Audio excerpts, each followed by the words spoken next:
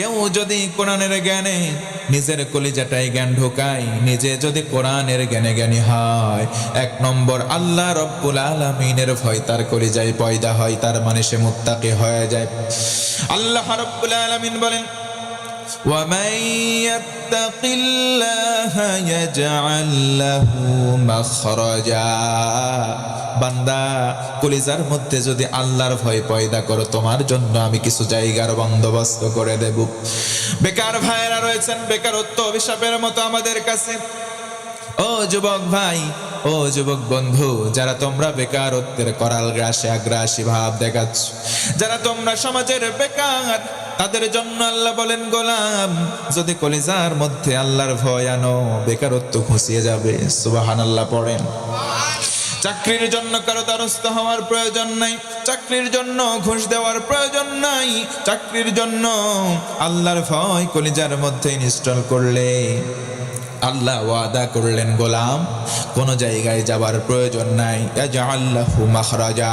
আমি রব্বুল আলামিনের ওয়াদা, তোমার কলিজায় যদি আল্লাহর ভয় থাকে, তোমার কর্মসংস্থানের ব্যবস্থা করে দেব আমি আল্লাহ। আমার বন্ধুগণ, মনোযোগ বাড়ায় দেন। কেউ যদি মুত্তাকি হতে চাই, কেউ যদি তাকওয়াবান হতে চাই, কলিজার মধ্যে কোরআনের জ্ঞান আনার দরকার। জোরে বলেন তো, আছে না নাই? আল্লাহ রাব্বুল আলামিন আরো বলেন,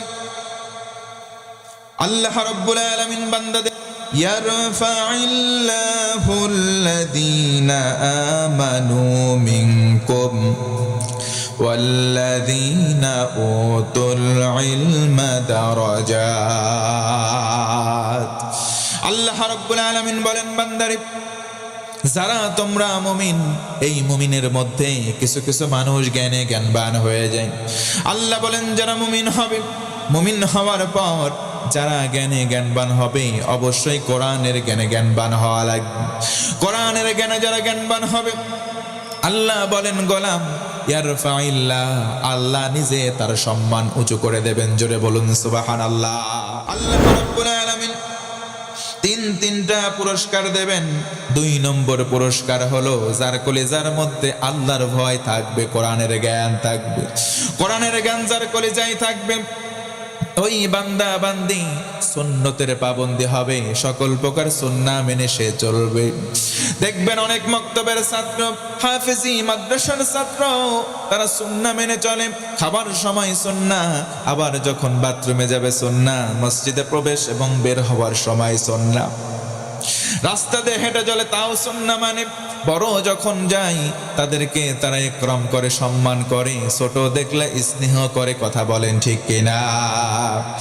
এই যে আল্লাহ রাব্বুল আলামিন তাদের সম্মানের ব্যাপারে কোরআনে কারিমের মধ্যে স্পষ্ট করেন, যাদের মধ্যে কলিজার ভেতরে আল্লাহর ভয় থাকবে, কোরআনের জ্ঞান অর্জনের পর তাদের সম্মান বাড়াবেন আল্লাহ। কারণ কি? কারণ হলো তারা শতভাগ সুন্নতের পাবন্দি করে। বলেন তো ভাই, মুসলমান আমরা সুন্নত মেনে চলার দরকার আমাদের আছে না নাই? আল্লাহ রাব্বুল আলামিন বলেন, وَأَنَّ هَذَا صِرَاطِي مُسْتَقِيمًا فَاتَّبِعُوهُ।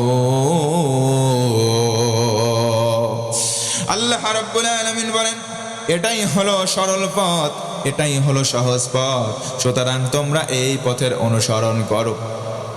সিরাতে মুস্তাকিম আমরা সব জায়গায় কামনা করি না, সব জায়গায় চাই না। ইহদিনাস সিরাতাল মুস্তাকিম শুধুমাত্র নামাজের মধ্যে আমরা সূরা ফাতিহায় দোয়া করি। আমরা সবাই পড়ি, ইহদিনাস সিরাতাল মুস্তাকিম সিরাতাল্লাযীনা আন'আমতা আলাইহিম। কথা বলেন ঠিক কিনা? আল্লাহর কাছে বলি, আল্লাহ আমাদেরকে সঠিক পথ দেখাও, আমাদেরকে সোজা পথ দেখাও। সোজা পথ সবটা পথ, কোরআন আছে যেখানে সেখানে আস। যেই জায়গার মধ্যে কোরআন নাই, যেই জায়গায় সুন্নাহ নাই, সুন্নতের পাবন্দি যেখানে নাই, যেখানে কোরআনের আলো নাই, সেখানে সঠিক পথ থাকতে পারে। আল্লাহ রাব্বুল আলামিন ওই বান্দার ব্যাপারে বলেন, খুযিল আফওয়া ওয়া'মুর বিল মা'রুফ। যেই ব্যক্তি আদল শিক্ষা করবে, যার ভেতরে চরিত্রের আধার থাকবে, যার ভেতরে সুন্নাহ থাকবে, যার ভেতরে পাবন্দি থাকবে আল্লাহর, ওই বান্দা ন্যায়ের পক্ষে থাকবে। কোনো সন্দেহ আছে নাকি? একটু জোর গলায় বলেন তো, থাকতে পারে? আল্লাহ রাব্বুল আলামিন এই জন্য বলেন, ওয়া ইন্নাকা লাআলা খুলুকিন আযীম।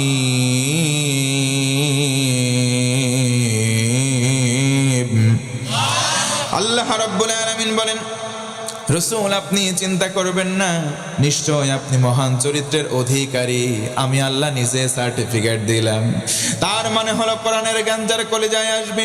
ও মুসলমান বলেন, কোরআনের জ্ঞান আমাদের সমাজেও অনেক ছোট্ট ছোট্ট বালকদের কলিজায় দেখতে পাই কি পাই না? জোরে বলেন, পাই কি পাই না? এই বাচ্চারাই যখন বড় হবে, এরাই তখন কর্ণধর। এই বাচ্চাগুলো যখন বড় হবে, তাদের সম্মান যিনি বাড়াবেন, একটু আওয়াজ করে বলেন তো তিনি কে? কিয়ামতের দিন মানুষদেরকে একা একা যখন ডেকে নেওয়া হবে, মিজানের পাল্লা কায়েম করে দেওয়া হবে। মিজানের দুইটা পাল্লা, একটা হলো ডান পাল্লা আর একটা হলো বাম পাল্লা, সেটা হলো গুনাহের পাল্লা। ডান পাল্লার মধ্যে নেকি তুলে দেওয়া হবে, বাম পাল্লায় গুনাহ। লোকটাকে ডেকে নেওয়ার পর বাম পাল্লার মধ্যে একটা দুইটা করতে করতে 99টা গুনাহের খাতা দেওয়া হলো। ডান পাল্লার মধ্যে কোনো খাতা নাই। লোকটা চিন্তা করবে, হাই, আজকের দিনে জাহান্নামে যাওয়া ছাড়া কোনো উপায় নাই। কিন্তু আল্লাহ তাআলা বলবেন, সেদিন বিন্দু পরিমাণ জুলুম আমি আমার কোনো বান্দা বান্দির প্রতি করব না। আজকের দিনে কোনো জুলুম কোনো বান্দা বান্দির প্রতি করা হবে না। পড়েন সুবহানাল্লাহ। নবীজি আমার বলেন, শোনো আমার উম্মতেরা শোনো, যেই যে পাল্লার মধ্যে গোনার খাতা 99টা, এত মোটা খাতা, এত বিশাল। নবীজি বলেন, মাদ্দাল বাসার, চোখ দিয়ে যত দূর দেখা যায়, এই দৃষ্টি সীমা যত দূর পর্যন্ত পৌঁছে যায়, এত মোটা মোটা খাতা। খাতার সংখ্যা 99টা। লোকটা চিন্তা করবেন, কি শূন্য খাতা, আমি জাহান্নামে আবশ্যিক যাব। আল্লাহর পক্ষ থেকে সেদিন বলা হবে, আল্লাহ বলবেন, গোলাম, কোনো বান্দার প্রতি জুলুম করা হবে না। ফেরেশতাকে ডেকে একটা কাগজের টুকরা দেওয়া হবে। খুদ বিতাকা, এই কাগজের টুকরা লাও, বান্দার ডান পাল্লায় তুলে দাও, সঙ্গে সঙ্গে নেকির পাল্লা ভারী হয়ে যাবে। পড়েন সুবহানাল্লাহ। আল্লাহর ফেরেশতারা বলবে, ও আল্লাহর বান্দা, আল্লাহর রহমত, তুমি এখন জান্নাত পর্যন্ত চলে যাও, কোনো রকম বাধা দেওয়া হবে না। লোকটা তো আশ্চর্যিত হয়ে যাবে, হারে কি এমন কাগজের টুকরা দেওয়া হলো? মা হাদিহিল বিতাকা, কি এমন কাগজের টুকরা? কাগজের টুকরায় কি লেখা আমি একটু দেখি তো। দৃষ্টিপাত করে দেখবে কি লেখা আছে। ও মুসলমান, নবীজি বলেন, শোনো, কিয়ামতের দিন যখন লোকটা আশ্চর্যিত হয়ে ওই কাগজের দিকে তাকাবে, তখন দেখতে পাবে দুনিয়ার জমিনে একবার লা ইলাহা কালেমা পড়েছিল, এই কালেমাটাই লেখা আছে। পড়েন সুবহানাল্লাহ। নবীজি আমার ভিন্ন হাদিসের মধ্যে ইরশাদ করেন, মান ক্বালা লা ইলাহা ইল্লাল্লাহ দাখালাল জান্নাহ, যারা লা ইলাহা কালেমা পড়বে আল্লাহ শর্ত বাদে জান্নাতি বানায় দেবেন। পড়েন সুবহানাল্লাহ। এই জন্য বলেন তো মুসলমান, কালেমার সঙ্গে সম্পর্ক রাখার দরকার আছে না নাই? কোরআনের শিক্ষায় শিক্ষিত হলে 3টা মান, 3টা মর্যাদা আমার আল্লাহ দেবেন। 1 নম্বর, কোরআনের শিক্ষায় যারা শিক্ষিত হবে তাদের মধ্যে তাকওয়া পয়দা করে দেওয়া হবে, তাদেরকে আল্লাহ মুত্তাকি বলে গণ্য করবেন। 2 নম্বর, সুন্নতের পাবন্দি বানাবেন। আর 3 নম্বর, তাদেরকে আদব বলা বানাবেন। জোর গলায় বলা লাগবে সুবহানাল্লাহ।